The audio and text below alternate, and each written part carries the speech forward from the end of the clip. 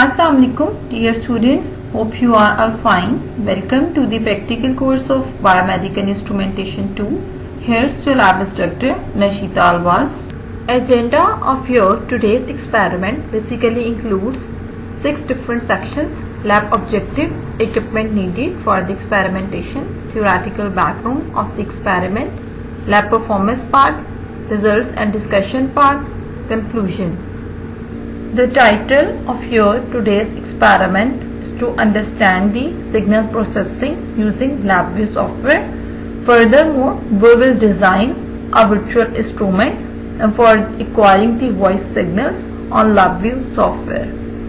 Equipment needed for the experimentation is LabVIEW software installed on your personal computer. Firstly, we have to look at the theoretical background of this experiment. The main theme of this experiment is the signal processing using LabVIEW software. So we know that the main theme of LabVIEW software or the programming of LabVIEW software basically contains graphical code. Means इसमें graphical programming environment होता है जिसमें हम एक icon को pick करते हैं, place करते हैं और डेटा को एनालाइज कर सकते हैं. अगर आप लोगों ने सिग्नल्स के फॉर्म में डेटा को एनालाइज करना है तब भी आप लोग कोई एनालॉग सेंसर से डेटा को पिक करोगे, उस सेंसर को अपने डिजिटल टू एनालॉग इंटरफेस के थ्रू अपने पीसी से कनेक्ट करोगे और पीसी पर रिजल्ट्स को एनालाइज कर सकते हो. ठीक है. एक्वायरिंग के लिए, डेटा की एक्वायरिंग के लिए जस्ट एक आइकन आपको चाहिए होगा जिसको आप प्लेस कर दोगे और वो डेटा जिस तरह की मेरी वॉइस है उसको मैं एक्वायर करना चाहती हूँ. ठीक है. तो उस वॉइस को एक्वायर करने के लिए जस्ट मैं एक आइकन एक्वायरिंग का प्लेस करूंगी LabVIEW की विंडो पर और मेरे पास जो है ओवरऑल रिजल्ट्स आ जाएंगे. मींस सिग्नल्स को एक्वायर करना, उनके साथ फर्दर प्रोसेसिंग करना LabVIEW में बहुत ज़्यादा इजी हो चुका है. क्यों इजी हो चुका है? क्योंकि इसमें ग्राफिकल प्रोग्रामिंग लैंग्वेज होती है. आपको लॉन्ग कोड्स नहीं लिखने पड़ते, लॉन्ग टेक्स्ट बेस्ड प्रोग्रामिंग नहीं करनी पड़ती अपने डाटा को एक्वायर करके उसके साथ फर्दर प्रोसेसिंग करने के लिए, जिसकी बेसिस पे इसकी प्रोग्रामिंग को वर्चुअल इंस्ट्रूमेंट कहते हैं. ठीक है. कि आप लोग जो हो डाटा को एक्वायर कर सकते हो, उसके थ्रू प्रोसेसिंग कर सकते हो जस्ट आइकन्स प्लेस करके. सिग्नल प्रोसेसिंग की टेक्निक को समझने के लिए हम लोग इस लैब में वॉइस सिग्नल को LabVIEW के प्लेटफॉर्म पे एक्वायर करेंगे. ठीक है. तो स्पीच सिग्नल्स जितने भी होते हैं वो नॉन स्टेशनरी साउंड सिग्नल्स होते हैं. क्यों नॉन स्टेशनरी साउंड सिग्नल्स होते हैं? क्योंकि ब्रीथिंग, मूवमेंट और वोकल कॉर्ड्स की वाइब्रेशन जो है वो चेंज होती रहती है, जिसकी वजह से आपके जो वॉइस सिग्नल्स होते हैं वो नॉन स्टेशनरी होते हैं, एनालॉग होते हैं, कॉन्टिन्यूस डाटा दे रहे होते हैं. तो जैसे जैसे वॉइस की पिच चेंज हो रही होती है तो उसके अकॉर्डिंग आपके LabVIEW के प्लेटफॉर्म पे डाटा का एनालिसिस जो है वो हम आज की लैब में करेंगे ताकि सिग्नल प्रोसेसिंग को अंडरस्टैंड कर सकें LabVIEW के प्लेटफॉर्म पर. स्पीच सिग्नल की रिकग्निशन बहुत ज़्यादा इम्पॉर्टेंट है क्योंकि आजकल with respect to time controlling बहुत ज़्यादा इंक्रीज हो चुकी है और बहुत सारी डिवाइसेस जो हैं इंडस्ट्रीज पे बहुत सारी कंट्रोलिंग जो है वो स्पीच के थ्रू हो रही है.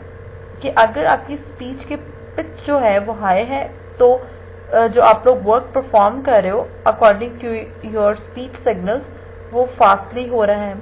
अगर आप लोग जो हो अपना वर्क जो है वो परफॉर्म करा रहे हो अपने स्पीच सिग्नल के अकॉर्डिंग और उस स्पीच सिग्नल की पिच स्लो है तो आपका काम जो है वो स्लो हो रहा है. तो स्पीच को रिकग्नाइज करना, उसके पिच को अंडरस्टैंड करना, उसकी फ्रीक्वेंसी को अंडरस्टैंड करना हमारी लिए बहुत ज़्यादा इम्पॉर्टेंट हो चुका है क्योंकि इन स्पीच सिग्नल्स के थ्रू भी आजकल कंट्रोलिंग हो रही है. तो आपकी आज की लैब का जो थीम है वो है सिग्नल प्रोसेसिंग को अंडरस्टैंड करना.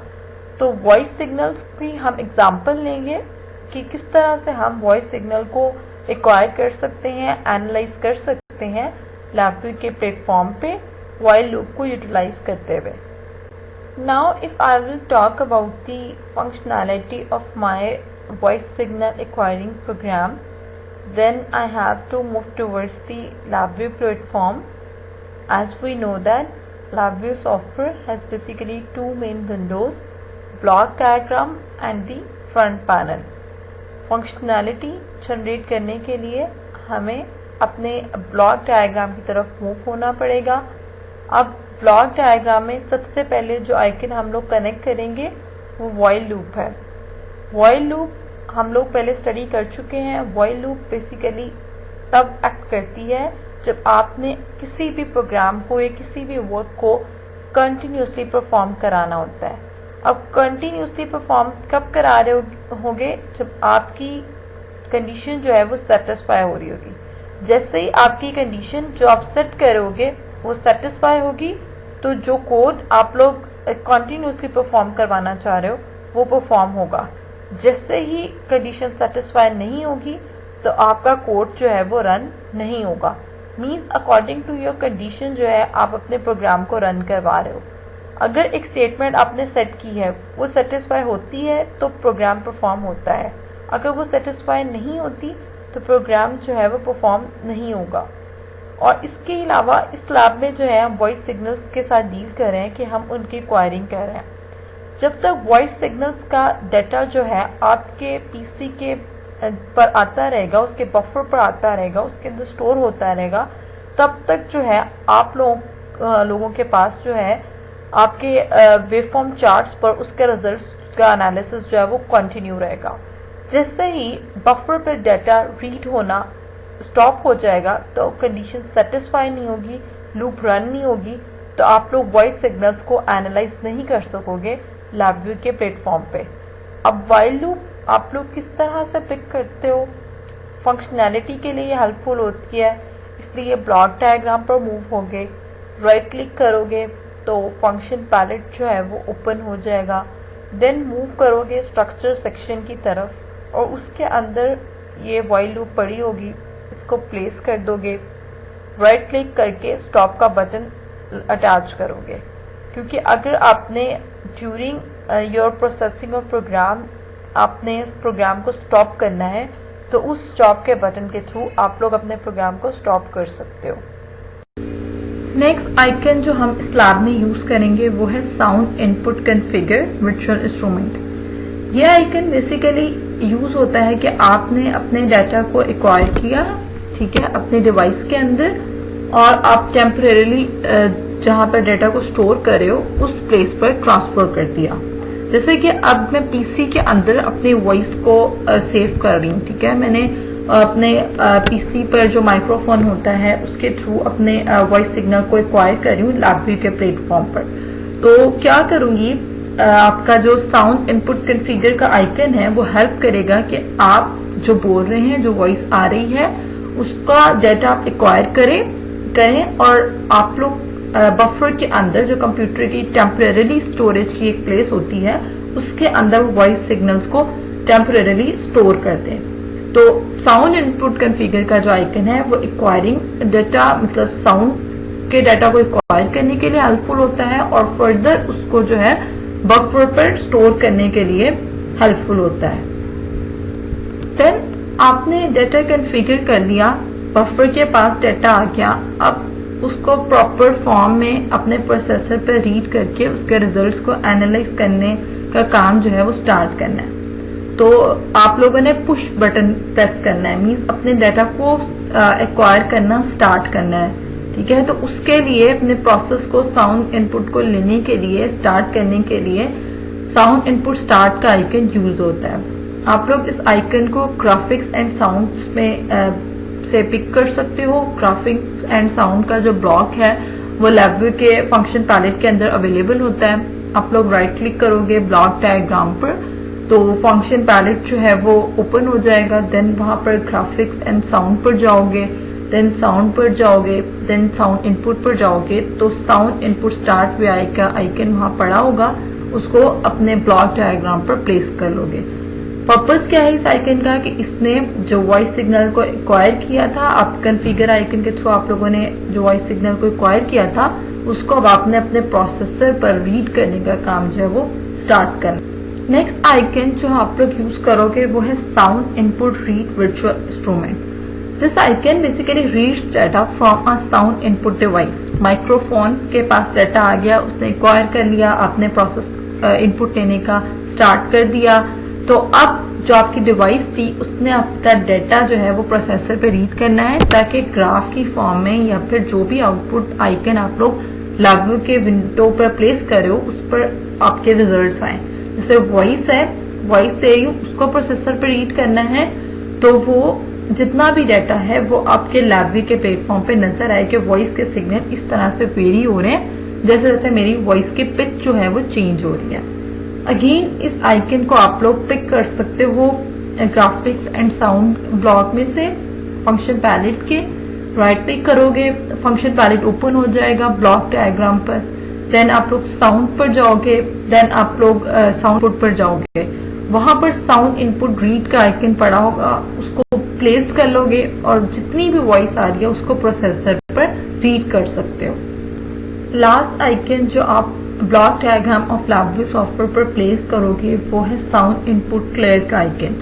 आपने अपने प्रोसेसर के अंदर बफर जो बेसिकली आपके कंप्यूटर में या पीसी या लैपटॉप जिसमें भी कनेक्टेड होता है वो टेम्पोरेरी स्टोरेज डिवाइस होती है, जिस पर जिस तरह से मेरे वॉइस सिग्नल जो है वो का जो डाटा है वो टेम्पोरेरी स्टोर हो रहा है। ठीक है, अब अगर मैंने अपने वॉइस सिग्नल को एक्वायर कर लिया, मेरे प्रोसेसर पे डाटा रीड हो गया, वॉइस सिग्नल जिस तरह से वेरी हो रहे थे वो मैंने एनालाइज कर लिया, तो अब मैं कहती हूँ कि मैंने जितना भी डाटा एक्वायर किया था उसको मैं क्लियर कर दूं। ठीक है, बफर में जितना भी डाटा टेम्परेली मैंने स्टोर किया था उसको क्लियर कर दूं, ताकि जो नेक्स्ट कमिंग आइकन मतलब डाटा मेरे पास आ रहा है वॉइस का है, जो भी डाटा जिसको मैंने टेम्परेली स्टोर करना है, नेक्स्ट जो डाटा है मेरे पास उसको आप लोग जो हो वो एनालाइज कर सको। मीन्स जो आपने पहले काम किया था उसको रिमूव कर दो सारा अपने बफर से, तो उसके लिए साउंड इनपुट क्लियर का आइकन यूज होता है, जो कि जितना भी डाटा आप पास में एक्वायर कर चुके हो उसको रिमूव करता है, क्लियर करता है आपके पीसी लैपटॉप की मेमोरी से। इस आइकन को भी अगेन आप लोग ग्राफिक्स एंड साउंड के ब्लॉक से पिक कर सकते हो। राइट क्लिक करोगे, ब्लॉक डायग्राम पर फंक्शन पैलेट ओपन हो जाएगा, देन आप लोग मूव करोगे ग्राफिक्स एंड साउंड पर, देन आप लोग मूव करोगे साउंड पर, देन साउंड इनपुट पर, वहां पर साउंड इनपुट क्लियर का आइकन पड़ा होगा, उसको प्लेस कर लोगे और पर्पस गेन इसका ये है कि ये क्लियर कर देता है डाटा आपका बफर से। To acquire the voice signals on LabVIEW software, we have to move towards the LabVIEW platform. We know that LabVIEW software has basically two main windows, block diagram and the front panel. So I will firstly create the functionality of my program on the block diagram. So process को continue करने के लिए based on the condition कि आपके पास voice आए, then आपकी voice जो है आपके कंप्यूटर या लैपटॉप के माइक्रो प्रोसेसर पे अपना डाटा को रीड करे, इसके लिए मींस वॉइस आए तो प्रोसेस रीड होने का काम हो, उसके लिए हम लोग जो है सबसे पहले वॉइल लूप अटैच करते हैं। वॉइल लूप क्या होती है कि जैसे ही कंडीशन सेटिस्फाई होती है तो आपका प्रोग्राम रन होता है, अगर कंडीशन सेटिस्फाई नहीं होती तो आपका प्रोग्राम रन नहीं होता। तो सबसे पहले व्हाइल लूप कनेक्ट करने के लिए हम लोग राइट क्लिक करेंगे अपने फंक्शन अपने ब्लॉक डायग्राम पे, तो फंक्शन पैलेट ओपन हो जाएगा, देन हम लोग स्ट्रक्चर्स पर जाएंगे, वहां से व्हाइल लूप पिक कर लेंगे, उसको प्लेस कर देंगे। उसके यहाँ पर हम लोग राइट क्लिक करके क्रिएट कंट्रोल का बटन अटैच कर देंगे। ओके, उसके बाद हम लोगों को जितने भी यहाँ पर आइकन्स चाहिए वो साउंड के हैं, क्योंकि हम साउंड से डील कर रहे हैं, हम ह्यूमन बॉडी के वॉइस को पिक आउट कर रहे हैं। ओके, सो यहाँ पर हम लोग सबसे पहले अपनी आवाज को अपनी डिवाइस के साथ कॉन्फ़िगर करेंगे। मींस जो एनालॉग डाटा हम लोग वॉइस के केस में दे रहे हैं अपने पीसी को, उसने डिजिटल में कन्वर्ट होना है, सैंपल्स बनने हैं, देन उसकी फर्दर प्रोसेसिंग होगी। ठीक है, तो सबसे पहले हम डिफाइन करेंगे कि हमारी आवाज़ जो है हमारी पीसी या लैपटॉप तक पहुंच रही है, मेरा डाटा कॉन्फ़िगर हो रहा है। तो डाटा को कॉन्फ़िगर करने के लिए, साउंड को कॉन्फ़िगर करने के लिए हम लोग यहाँ पर साउंड कॉन्फ़िगर का आइकन कनेक्ट करेंगे। उसके लिए right click on the block diagram, function palette will be open. Then I will move towards graphic and sound, then sound and then input, and then configure, sound input configure icon connected. And after that I will define my the sound format data. उसके लिए हम लोगों ने एक control input attach करनी है. Right click करेंगे और क्रिएट कंट्रोल साउंड फॉर्मेट हम डिफाइन कर देंगे. इसके अलावा यहाँ पे सैंपल मोड है, वो डिफाइन करेंगे कि सैंपल मोड हम कितना लेना चाहते हैं. इसके अलावा नंबर ऑफ सैंपल्स कितना लेना चाहते हैं. हमारी वॉइस जो है वो एक एनालॉग क्वांटिटी है, उसको डिजिटल में कन्वर्ट करने के लिए हम लोग को छोटे छोटे सैंपल्स बनाने पड़ेंगे. तो नंबर ऑफ सैंपल्स कितने हैं, इसके अलावा सैंपल का मोड क्या है वो हम यहाँ पर डिफाइन करेंगे. राइट क्लिक करके क्रिएट कांस्टेंट. कॉन्टिन्यूस सैंपल है, डेफिनेटली हम लोगों की जो वॉइस है वो एनालॉग डाटा दे रही है, कॉन्टिन्यूस डाटा दे रही है. देन सैंपल्स किस फॉर्म में बनेंगे, कॉन्टिन्यूस फॉर्म में बनेंगे.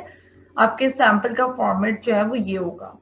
उसके बाद नंबर ऑफ सैंपल्स के लिए भी right click create constant define कर दिया आपने, साउंड कॉन्फ़िगर का आइकन.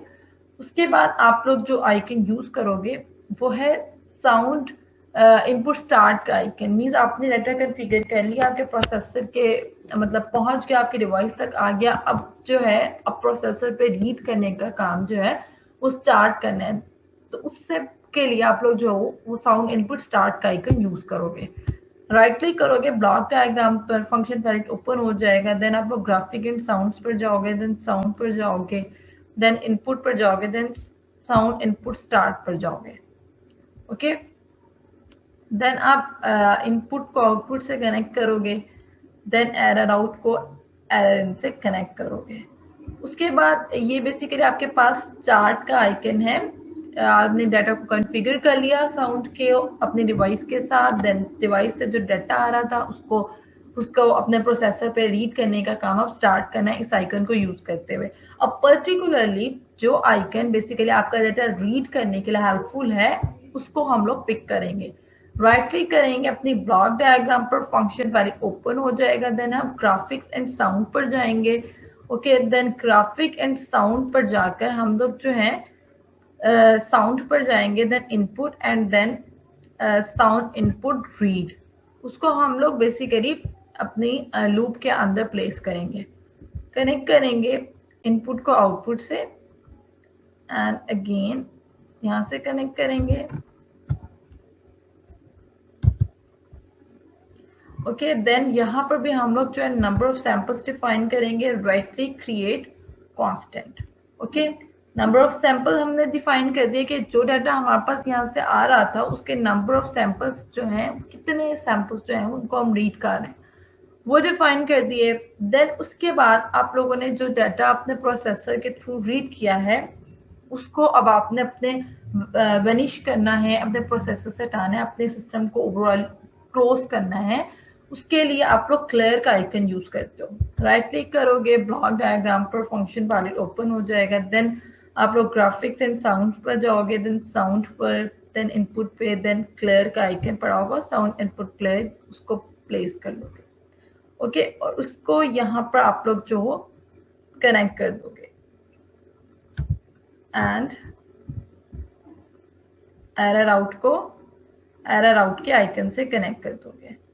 उसके बाद आपने यहाँ पर एक ग्राफ अटैच करना है कि जो डाटा आपके प्रोसेसर से रीड हो रहा था, जो मीन्स वॉइस आपके पास आ रही थी, जो आप लोग बोल रहे थे या जो इन्वायरमेंट से आपके पास वॉइस आ रही थी, उसका प्रॉपर ग्राफ आपको नजर आए. आप लोग अपनी एक्वायरिंग ऑफ वॉइस सिग्नल का फिनोमेना आपने इम्प्लीमेंट करना है.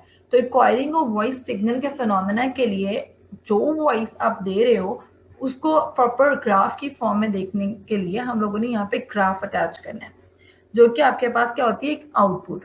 तो आउटपुट को हमेशा हम लोग अपने फ्रंट पैनल पे देते हैं. तो मैं फ्रंट पैनल पे मूव हो जाऊंगी और वहां पर मैं क्लिक करूंगी. सही है, राइट क्लिक करूंगी, कंट्रोल पैलेट ओपन हो जाएगा. देन मैं ग्राफ पर जाके वेवफॉर्म ग्राफ को पिक कर लूंगी. ये अटैच हो गया. देन मैं अगेन अपनी ब्लॉक डायग्राम पर आऊंगी.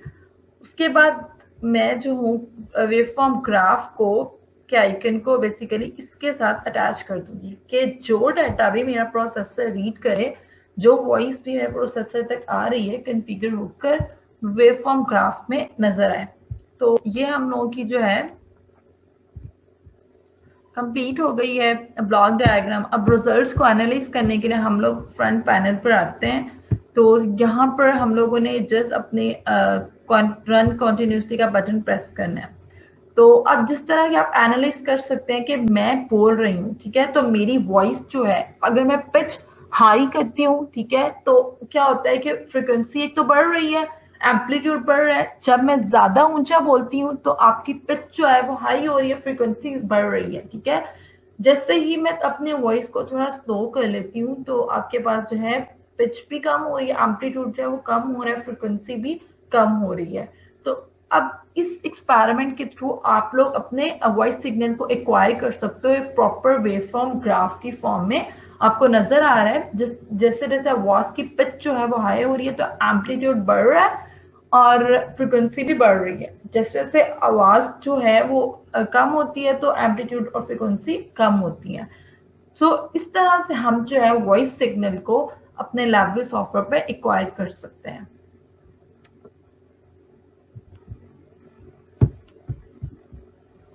From this experiment, we have learned that how we can design the virtual instrument for signal processing in LabVIEW software. Furthermore, for the proper understanding of the signal processing in LabVIEW software, we have designed the virtual instrument of acquiring sound signal on LabVIEW software. This is all from my side. You are welcome to ask any question related to this topic. Thank you very much for listening to me. Good luck. Allah Hafiz.